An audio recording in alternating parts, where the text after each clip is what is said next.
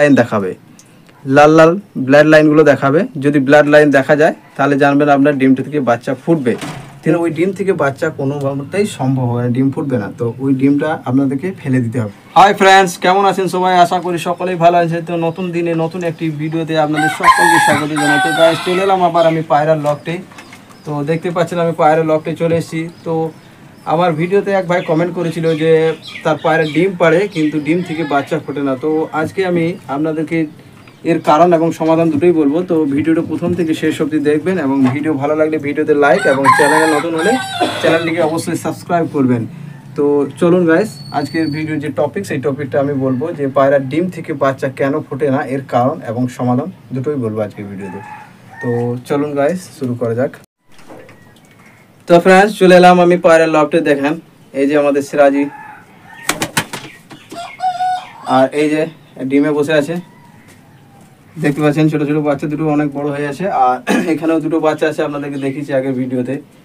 তো এখানে সব পায়রাগুলো বসে আছে। আমাদের এই যে চীনার বেবিটাও আছে, ধীরে ধীরে গ্রোথ হচ্ছে।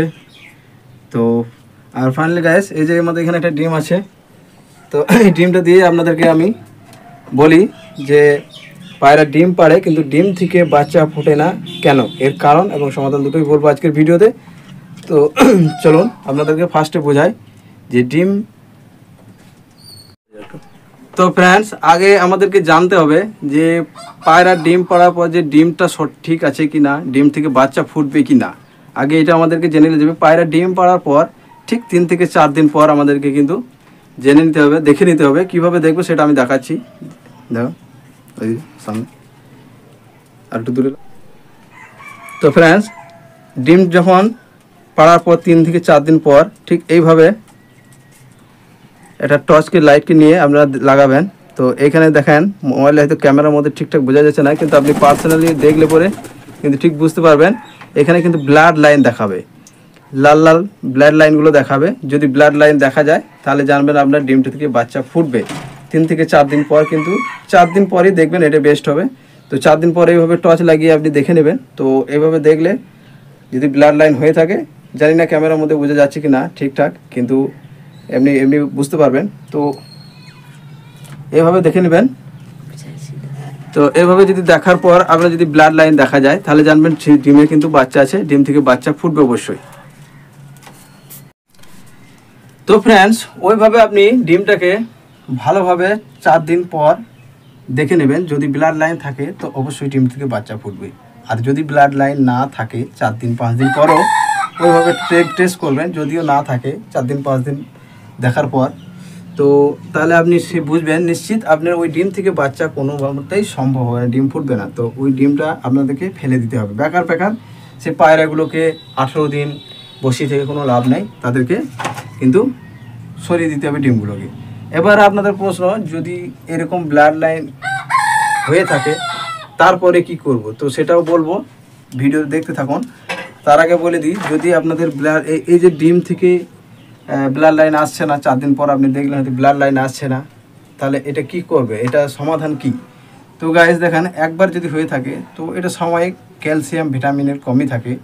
তো আপনারা ভালো খাবার দেবেন, ক্যালসিয়াম খাবার দেবেন, বা আপনারা কোনো মানে কবুতরে পশু পাখিদের যেখান থেকে ওষুধ, সেখান থেকে ওষুধ এনেও খাওয়াতে পারেন। আমি খাওয়াই না আপাতত, সেই জন্য আমি সাজেস্ট বা কোনো নাম বলবো না। আপনারা এটা দোকান থেকে জেনে আনবেন, কারণ আমি কোনো খাবার সেরকম মেডিসিন কিন্তু ডিম পাড়ার জন্য বা ক্যালসিয়ামের জন্য কোনো মেডিসিন দিই না। কারণ আমার এখানে বাইরে পায়রা ছাড়া থাকে খোলামেলা, তারা নিজেদের পুষ্টিকর খাবার খেয়ে থাকে।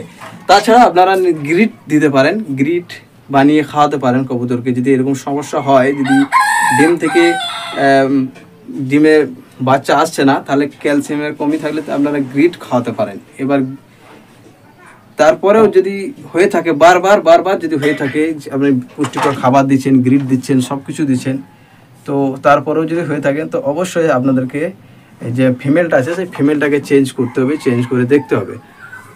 তো আশা করি আপনাদেরকে বোঝাইতে পেরেছি। তো আপনারা যদি এই ভিডিওতে একটু হেল্প হয়ে থাকে তো ভিডিওতে অবশ্যই লাইক করবেন, আর চ্যানেলে নতুন হলে চ্যানেলটিকে সাবস্ক্রাইব করবেন, আর কমেন্ট অবশ্যই করবেন, কারণ কমেন্টের ভিত্তিতে আমি ভিডিও অবশ্যই বানানোর চেষ্টা করব। যেমন এই একটা কমেন্ট এই ভাই লিখেছিল, তাই আজকের এই ভিডিওটা বানিয়ে দিলাম। তো কমেন্ট অবশ্যই করবে। আর আরেকটা কথা, আর ফ্রেন্ডস আরেকটা কথা, যদি আপনাদের পায়রার ডিমে ব্লাড লাইনে এসে গেছে, সবই ঠিক আছে, কিন্তু 18 বা 20 দিন পর বাচ্চা তবুও ফুটছে না, এরকম যদি প্রবলেম হয়ে থাকে, তাহলে গাইস অবশ্যই কমেন্ট করবেন। কমেন্টের ভিত্তিতে আমি ভিডিও বানাবো বলেছি, তো ভিডিও অবশ্যই বানাবো। এরকম যদি হয়ে থাকে কারো, তো অবশ্যই কমেন্ট করবেন। আর এই ভিডিওতে লাইক যদি হয়ে থাকে, ভালো লাইক এবং ভালো সাপোর্ট যদি এই ভিডিওতে পাই, তো অবশ্যই নেক্সট ভিডিও এই টপিকে অবশ্যই আসবে। তো অবশ্যই কমেন্টটা করতে ভুলবেন না। Bye bye.